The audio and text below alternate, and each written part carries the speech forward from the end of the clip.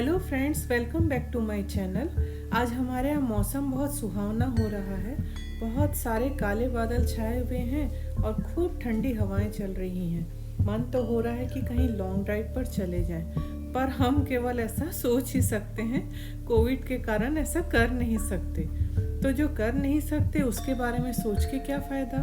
तो चलिए इस सुहाने मौसम पर हम घर पर ही बैठकर कुछ कोकेडामा बनाते हैं। बिना किसी पॉट के प्लांट लगाने का ये एक खूबसूरत तरीका है जो दिखने में भी बहुत सुंदर लगता है। इसकी शुरुआत जो है वो जापान से हुई है। कोकेडामा एक ऐसा तरीका है जिसमें पौधे की जड़ों को मिट्टी और कोकोपीट के मिश्रण से बने एक बॉल में रखकर उसे मॉस ग्रास से कवर कर दिया जाता है। फिर उसे धागे या पतली रस्सी से लपेटकर अच्छी तरह से कवर कर दिया जाता है ताकि मॉस उससे निकल ना जाए और पौधे की जड़ों को थोड़ी स्ट्रेंथ भी मिल जाए। ये तो हुई कोकेडामा बनाने की असली विधि, लेकिन आज मैं आपको एक इजी वे बताऊंगी कोकेडामा बनाने की। कोकेडामा में धागा लपेटने की जगह पर आज मैं इस तरह से नेट यूज़ करूंगी। ये नेट जो हमारे घरों में फल के साथ में अक्सर आते हैं, तो हम इनको ऐसे ही फेंक देते हैं। है तो ये प्लास्टिक ही और इन्वायरमेंट के लिए बिल्कुल भी अच्छा नहीं है, और इन्वायरमेंट के लिए हमें ही तो सोचना पड़ेगा ना। तो हम इसका यूज़ एक पॉजिटिव वे में कर सकते हैं। इसको न फेंक कर इसका हम रीयूज़ इस तरह से कर सकते हैं जो इन्वायरमेंट के लिए भी अच्छा होगा। तो इसको बनाने के लिए मैंने इन सारी चीज़ों को लिया है, जिसमें प्लांट है, मॉस ग्रास है, कुछ धागे और रस्सी है। ये है मॉस ग्रास। अगर आपके पास में ये नहीं है तो फिर आप जो नारियल का छिलका है उसे भी यूज़ करके कोकेडामा बना सकते हैं। और ये है नारियल के छिलके से बनी हुई रस्सी जो लटकाने के काम में आएगी। ये बहुत मजबूत होती है और जल्दी से सड़ती नहीं है ये। तो सबसे पहला जो काम है वो ये है कि मॉस ग्रास को हम सबसे पहले पानी में भिगो देंगे। जब तक हम दूसरे काम करेंगे तब तक मॉस ग्रास जो है वो पानी अच्छे से सोख करके तैयार हो चुकी होगी। और उसके बाद बारी आती है मिट्टी की। मिट्टी को हमें गीला कर लेना है कुछ इस तरह से। इसमें हमें ज़्यादा भुरभुरी मिट्टी नहीं लेनी है, चिकनी मिट्टी ही लेनी है। मिट्टी इस तरह की होनी चाहिए जिसे हम इस तरह मुट्ठी में गोला बना सकें।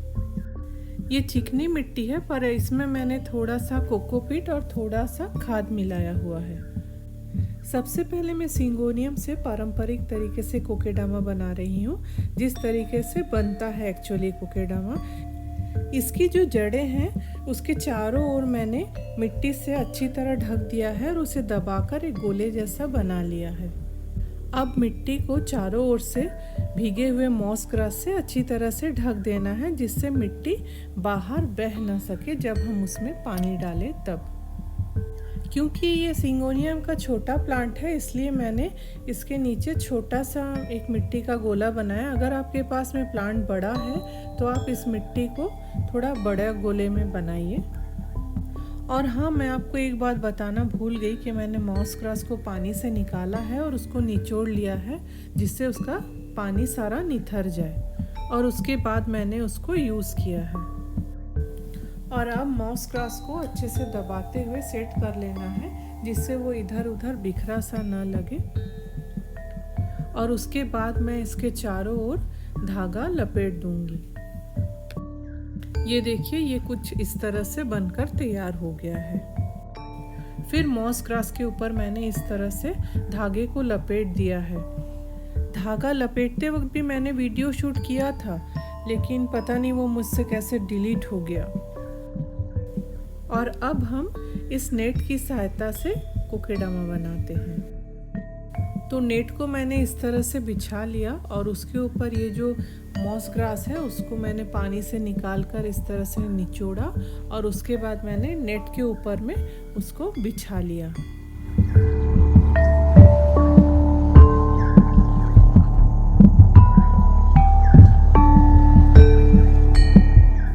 मॉस ग्रास को बिछाने के बाद में मैंने इसके चारों ओर देखिए थोड़ा थोड़ा सा नेट छोड़ा हुआ है, ताकि जब हम बांधे तो हमें दिक्कत ना हो। और अब मैं इस पेंडानस के प्लांट को गमले से निकाल करके इस मॉस ग्रास के ऊपर रख कर उसको मैं अच्छी तरह से बांध दूंगी नेट की सहायता से।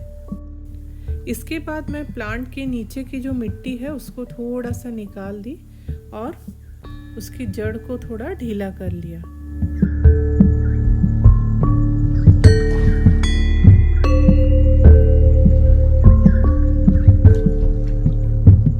और फिर तैयार मिट्टी से इसकी जड़ों को ढक दी और उसे गोल कर लिया। इस बार मैंने मिट्टी का गोला जो है वो थोड़ा बड़ा बनाया है क्योंकि इस प्लांट की जो जड़ें हैं वो थोड़ी ज़्यादा हैं।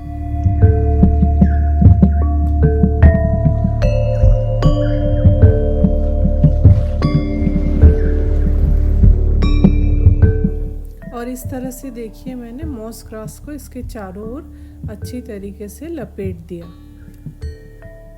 और अब मैं इसमें धागा लपेटने की जगह पे इस नेट को इसके चारों ओर बांध दूंगी।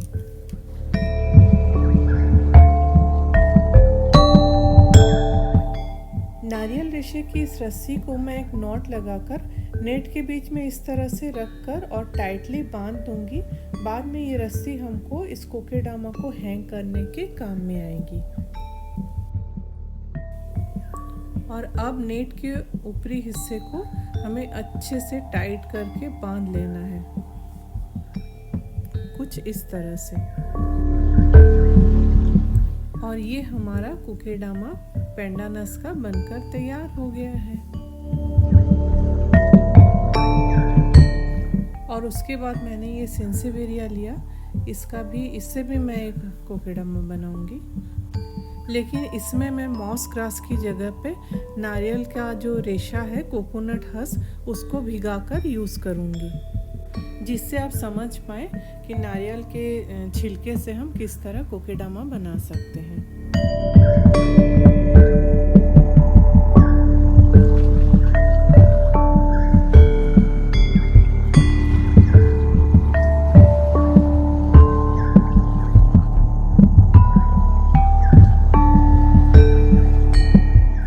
देखिए मैंने नारियल रेशे की सहायता से पूरी मिट्टी को अच्छे से कवर कर लिया है। और फिर मैं जो वो फ्रूट वाले नेट है उससे मैं इसको अच्छी तरह कवर करके और टाइट करके बांध लूँगी।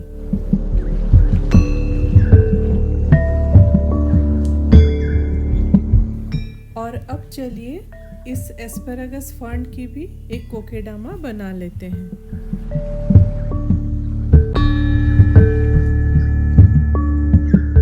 और अब ये सारे बनके तैयार हो गए हैं। अगर आप चाहें तो इसको इस तरह ट्रे में या प्लेट में भी रख सकते हैं, और नहीं तो आप इसको लटका कर भी रख सकते हैं। ये दोनों रूप में बहुत अच्छे लगते हैं और इनको इस तरह हम 1.5-2 साल तक रख सकते हैं। उसके बाद इसको फिर से इसकी मिट्टी बदलनी पड़ती है। इन कोकेडामों में पानी देने की बात करें तो इनको हमें रोज़ ही पानी देने की ज़रूरत पड़ती है। पॉट में जो है वो पानी को होल्ड कर पाते हैं, लेकिन चूँकि ये इस तरह खुले में रहते हैं या हवा में हम इसको हैंग करके रखते हैं तो ये जल्दी सूख जाते हैं और पानी उतना ज़्यादा होल्ड करके रख नहीं पाते हैं। इसलिए इनको हमें रोज़ ही वाटरिंग की ज़रूरत पड़ती है।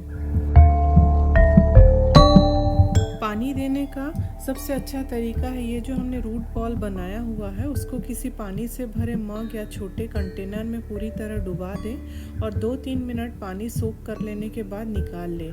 या तो फिर हम इसके ऊपर स्प्रेयर की सहायता से या डायरेक्ट पानी भी डाल सकते हैं। तो मैंने आपको कोकेडामा बनाने की अलग अलग तरीके बताए। उम्मीद है आपको पसंद आई होगी। तो फिर मेरे चैनल को सब्सक्राइब कर लीजिए, लाइक शेयर एंड कमेंट कीजिए। मिलते हैं मेरे अगले ब्लॉग में, तब तक के लिए आपसे विदा लेती हूँ। Bye bye and take care.